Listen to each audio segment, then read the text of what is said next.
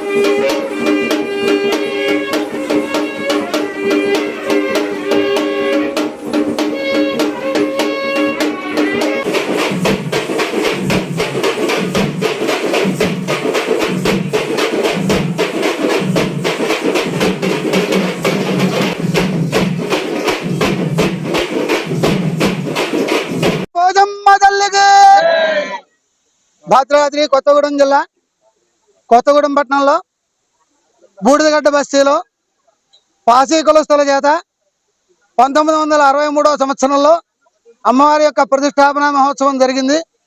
అప్పటి నుంచి వారు పూజాది కార్యక్రమాలు నిర్వహిస్తూ ఉన్నారు.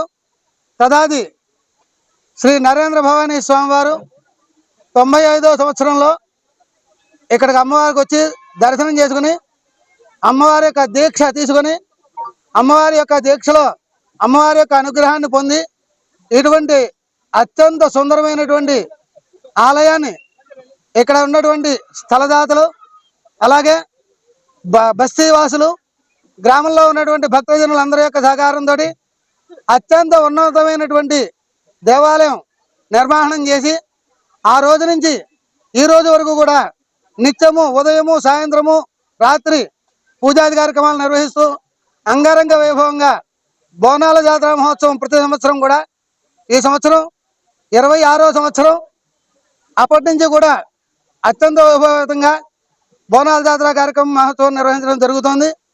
అమ్మవారి అనుగ్రహం విశేషం చేత ఇక్కడికి ఎవరైతే భక్తులు వచ్చి అమ్మవారిని దర్శించి తరిస్తారో వారందరికీ కూడా కొంగు బంగారంగా అమ్మవారు దీవెనలు ఇచ్చి వారి యొక్క కార్యక్రమాలని కూడా నెరవేరుతోంది. దినదిన ప్రవర్ధమానంగా కొనసాగుతూ ఉన్నటువంటి ఈ యొక్క మహంకాళి అమ్మవారి యొక్క ఈ సంవత్సరం బోనాల జాతరలో ఇప్పుడు అమ్మవారి యొక్క విశేషమైనటువంటి రథోత్సవ కార్యక్రమం ప్రారంభించబడుతోంది. భక్తులంతా కూడా ఈ యొక్క రథోత్సవ కార్యక్రమంలో పాల్గొని సేవిస్తున్నారు. ఈ యొక్క సంవత్సరం అంతా కూడా అమ్మవారి అనుగ్రహ విశేషం చేత ఈ యొక్క రాష్ట్రానికి దేశానికి ప్రజలకి అందరికీ కూడా సర్వదా సుభిక్షంగా ఉండాలని తద్వారా భక్తులు ఏ విధమైనటువంటి ఇక్కట్లు పడకుండా అమ్మవారి అనుగ్రహంతో ముందుకు సాగాలని చెప్పి అమ్మవారిని మనసా వాచా కోరుకుంటూ స్వస్తి. జై బోలో కాళీ మాతాకి.